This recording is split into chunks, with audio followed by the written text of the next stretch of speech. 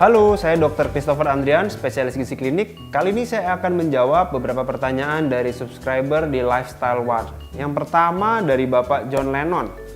Dok, seberapa bahayakah jika sering mengkonsumsi makanan berminyak?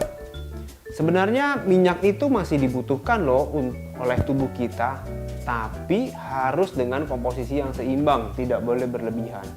Minyak di makanan kita itu ada dua sumber jenis minyak. Yang pertama adalah minyak jenuh dan yang kedua adalah minyak tidak jenuh.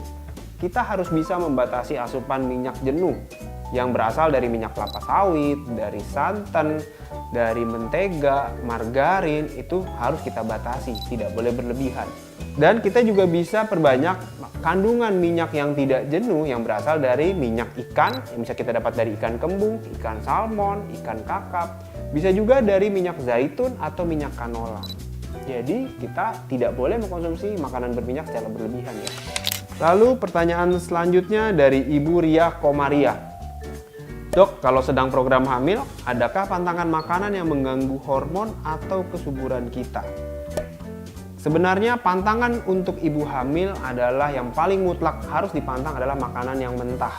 Jadi ibu hamil itu dilarang mengkonsumsi makanan mentah dalam bentuk apapun. Itu, jadi harus dimasak.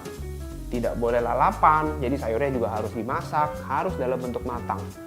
Terus yang kedua, harus batasi karbohidrat sederhana atau minuman-minuman manis.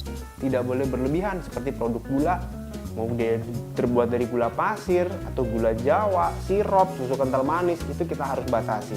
Dan perbanyaklah konsumsi protein yang bisa kita dapat dari susu, dari ikan, dari ayam, daging, tahu, atau tempe. Berikut tipsnya untuk ibu hamil.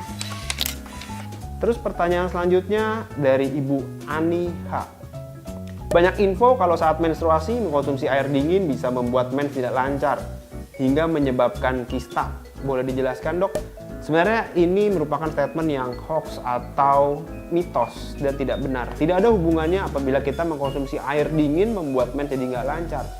Kenapa? Karena ketika kita mengkonsumsi air dingin dengan suhu kurang lebih misalnya 18 derajat gitu ya, atau 20 derajat, kita minum, masuk ke dalam lambung kita, di dalam lambung pun sudah terjadi penyesuaian mengikuti suhu tubuh kita. Jadi air yang masuk sekitar ukuran memiliki suhu 20 derajat di tubuh kita ketika masuk ke lambung sudah berubah menjadi suhu tubuh sekitar 36 atau 37 derajat Celcius.